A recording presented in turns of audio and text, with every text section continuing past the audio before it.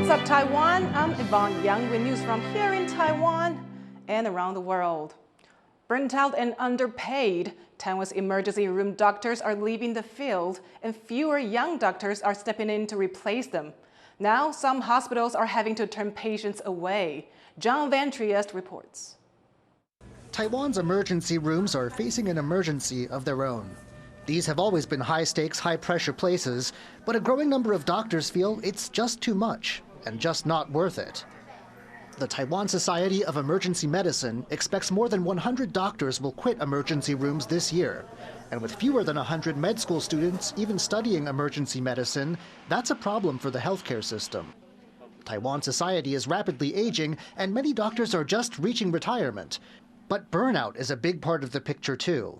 你休不到假，你工时非常长，你没有办法准时下班，你得到的钱其实也没有，甚至没有到外面的其他诊所或医美的行业做得多。急诊的拥塞，那病床的这个降载，让急诊科的医师的这个压力跟风险是在升高的，而导致年轻人可能在这个情况下不愿意选择以急诊专科医师作为他职业的一个优先性的一个选择。Already, the exodus is biting.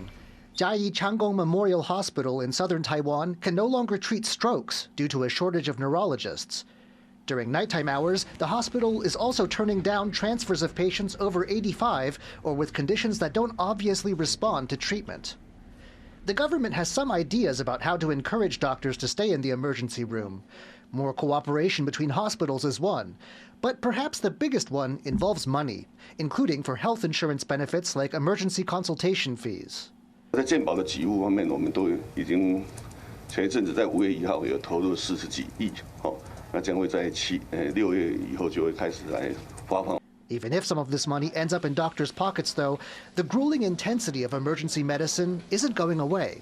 And so keeping doctors on staff or attracting new med school students into the field could be a lasting challenge.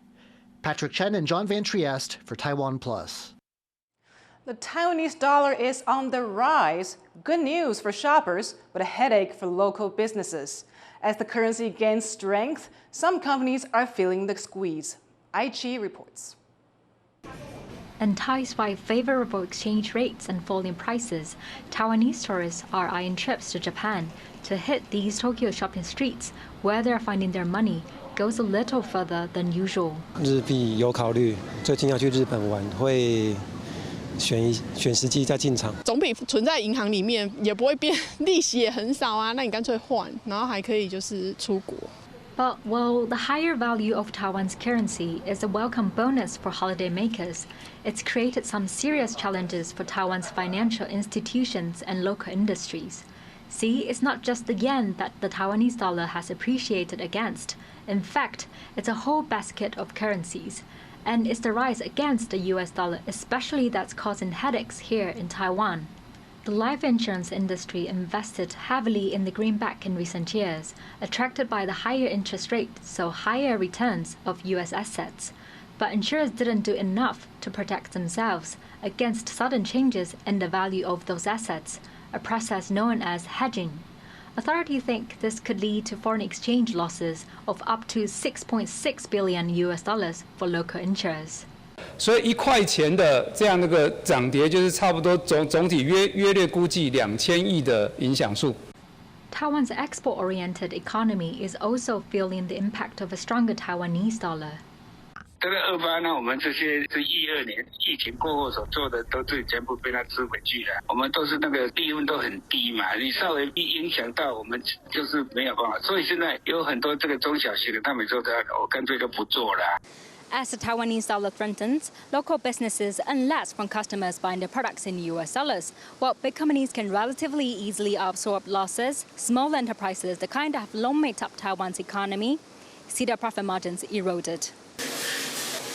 Additional headwinds like price competition from Japan and China, global supply chain restructuring, and the impact of US tariffs are all added up to a perfect storm that businesses are struggling to overcome.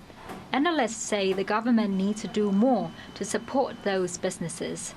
政府应该是有跨部会一个协助传统产业2次升级转型中，补助、租税优惠、辅导、从资金的一些挹注，协助传统产业渡过难关。要不然，下半年到明年，一些传统产业会面临很大的一些，比如说无薪假，甚至有一些倒闭潮。 While the government has not launched specific measures to counter the rise in Taiwanese dollar, it has rolled out a package worth nearly $3 billion to support local industries and affected businesses. For now, Taiwanese businesses are keeping their eyes firmly on the exchange rate and doing their best to prepare for the unexpected. Alex Cheng, Ryan Wu, and IT for TaiwanPlus. 3 decades ago, then Taiwan President Teng-Hui made a speech in the United States that sparked a crisis in cross-strait relations. Kenneth Quaranta looks back on that time. Fellow alumni, ladies and gentlemen. A simple opening to a speech that would have major consequences from Taiwan's then president, Teng-Hui. 30 years ago, that speech sparked tensions between the U.S. and China and a crisis in cross-strait relations. It has been a long and challenging journey with many bumps in the road. Yet my wife and I are indeed very happy to return to this beloved campus.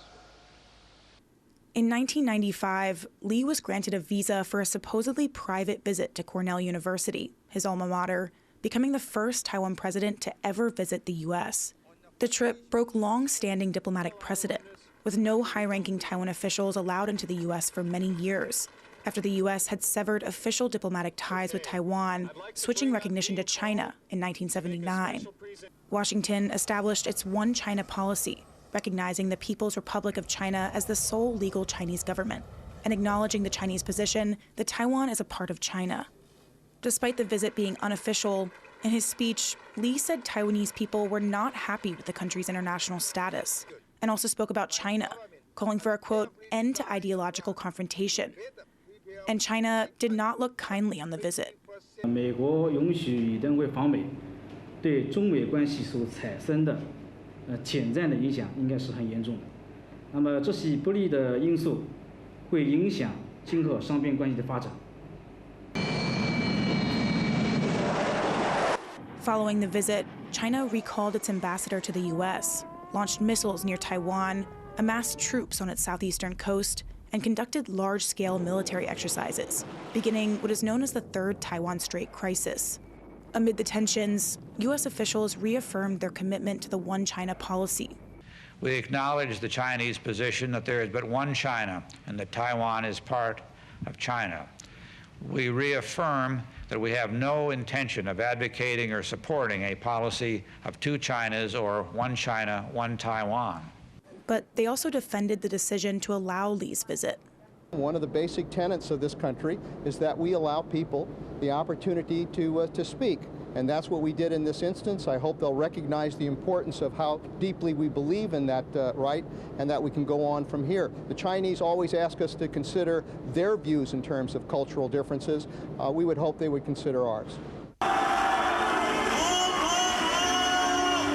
While the crisis eventually de-escalated in 1996, it is still regarded as a notable moment in cross-strait relations. 3 decades on, tensions across the strait remain high, with no signs of improvement anytime soon. Scott Huang and Cadence Quaranta for TaiwanPlus. Thank you for watching What's Up Taiwan. You can visit the TaiwanPlus website or follow us on social media for more stories from Taiwan and around the world. Now, before we go, take a listen to Taiwan's indigenous choir Vox Nativa's performance in Berlin. I'm Yvonne Yang. Take care, and I'll see you next time.